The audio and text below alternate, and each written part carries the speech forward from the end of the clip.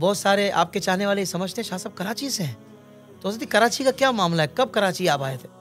हाफिज़ साहब क़िबला, ये कराची जो है ना, ये सफ़र वो भी इसकी एक वजह बनी थी।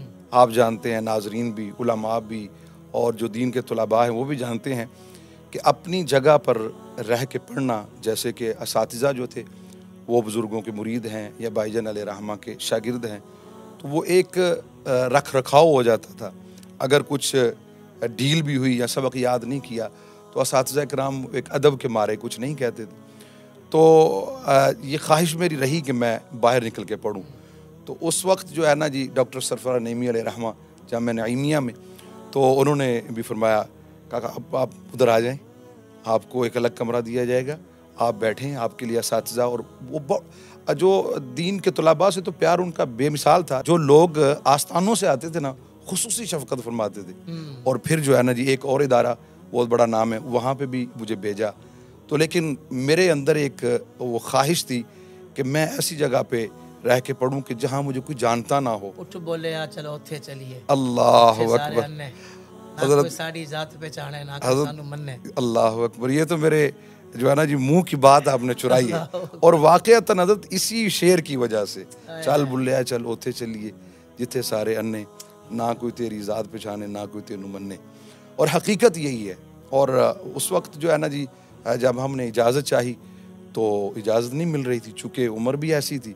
तो वालिदैन को होता है ख़दशा, ऐसा ना हो कि बच्चा हमारा बाहर जाए, कहीं ऐसी कम्युनिटी या मिक्स ना हो जाए। क्या उम्र थी उस वक्त? उम्र उस वक्त थी तकरीबन 19 साल। 19 साल, तकरीबन 19 साल।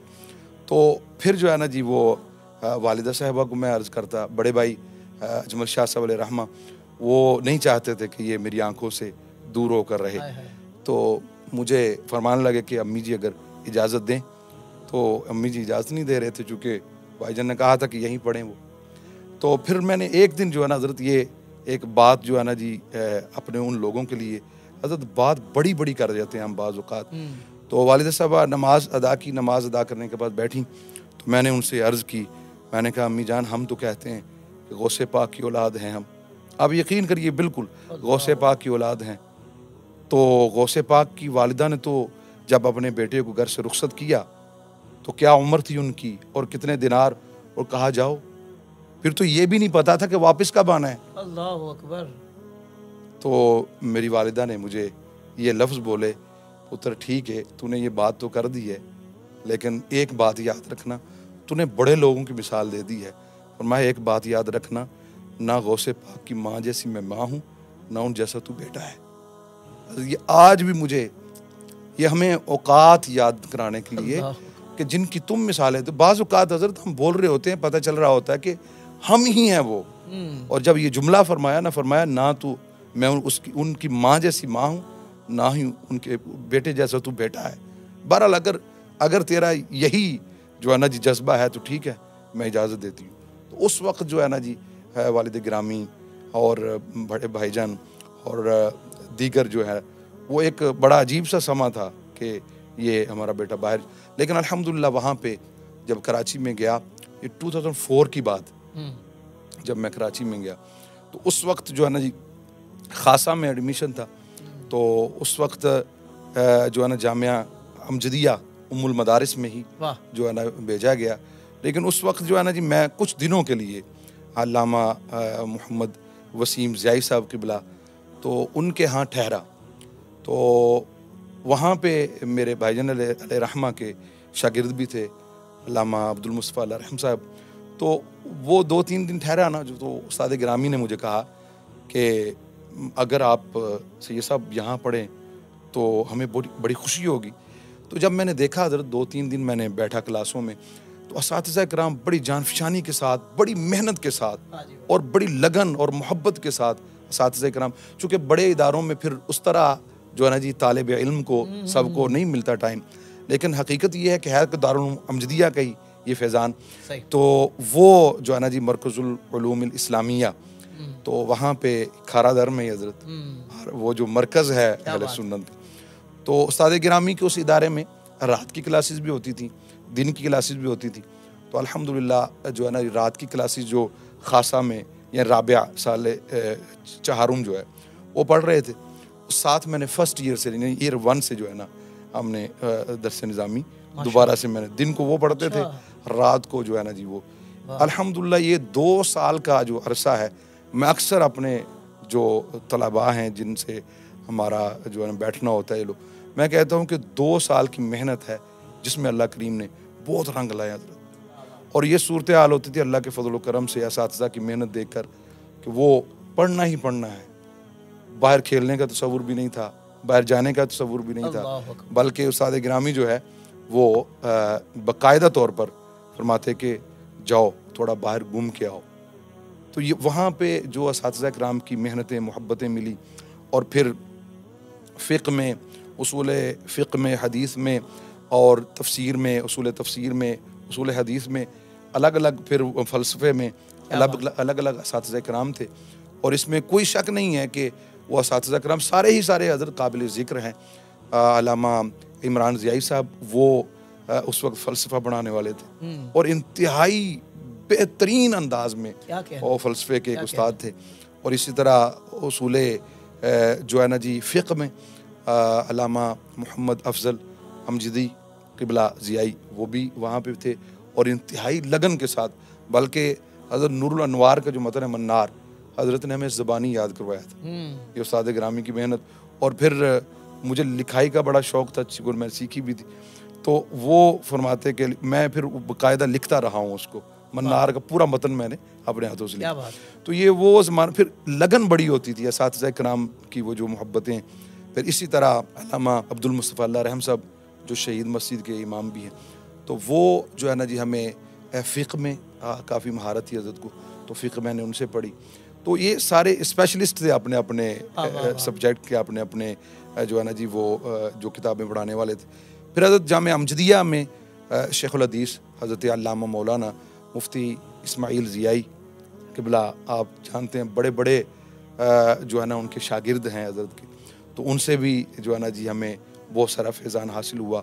और इसी तरह फिर अल्लामा अताउल मुस्तफ़ा अमजदी आज़मी अलैहि रहमा आप जानते हैं, तो उनसे भी हज़रत वैसे तो फैज़ हासिल करने के लिए जाते, तो फिर एक ऐसा वक्त भी आया कि उस्ताद गिरामी अल्लामा अफजल अमजदी साहब ने जो है ना बाकायदा टाइम लिया, तो इफ्ताह में हज़रत जहाँ पे फतावा जात जो है ना इस्तिफ्ताह आते थे, फिर आप उसका जवाब देते थे, तो वहाँ पे भी मुझे रहने का मौका मिला और हज़रत ने हमारे ऊपर बड़ा ट्रस्ट किया।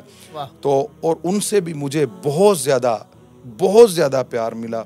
और हज़रत मैं अर्ज़ करूँ कि वो ऐसी सूरत हाल थी कि ये वो असातिज़ा हैं कि जिनसे हमें बहुत कुछ, हज़रत अल्लामा मुफ्ती वसीम ज़ियाई साहब हैं, तो क़िबला फरमाया करते, ये बाकायदा तौर पर क्लासें ख़त्म हो गई, आधा घंटा मुझे अता फरमाते। पता क्या फरमाते, जुमले हज़रत बड़े ज़बरदस्त फरमाते कि आम तालिब इल्म हैं उनके लिए हम टाइम देते हैं, लेकिन चूँकि आप एक आस्थाने से हैं तो आपका ज़्यादा हक़ बनता है, आप सैयद हैं, तो आधा घंटा देते, पास बैठते, तरबियत करते, बाकायदा तौर पर तरबियत करते।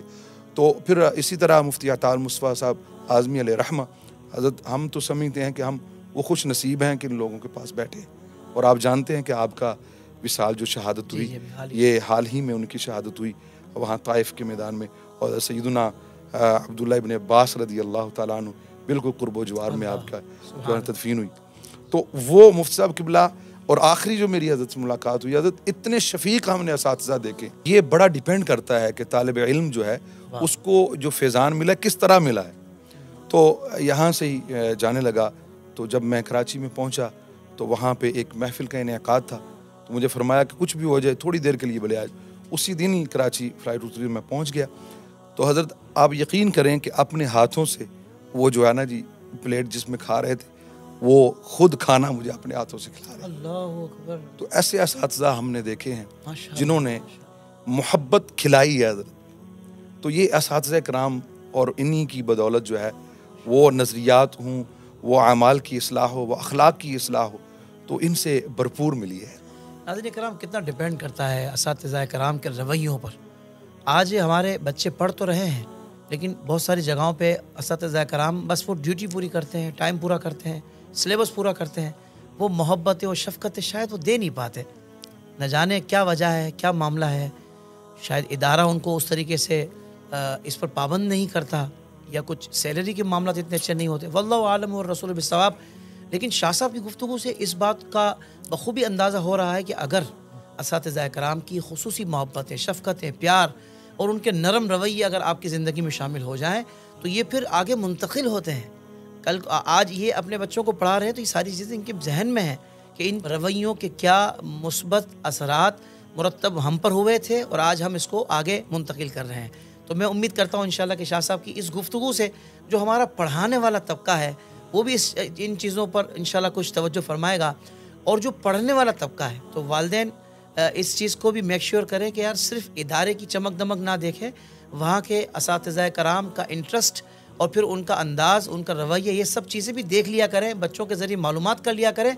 बच्चों को ऐसा नहीं किसी बड़े इदारे में, ये बेशक इदारा बड़ा ना हो, छोटा हो इंतज़ामी मामलात के हिसाब से, मगर आप उसकी कुछ मालूमात ले लिया करें कि बच्चा क्या सीख रहा है, उसकी तरबियत किस तरह हो रही है, उसकी मेंटलिटी किस तरह की डेवलप हो रही है। ये सारी चीज़ें देखने की भी ज़रूरत है। चेक एंड बैलेंस तो ज़रूरी होता है ना। ज़िंदगी के तमाम शोबों में दीनी रहनुमाई हासिल करने और आखिरत को बेहतर करने के लिए हमारे YouTube channel Islamic digital studio को सब्सक्राइब कर लें और बेल आइकन भी प्रेस कर लें।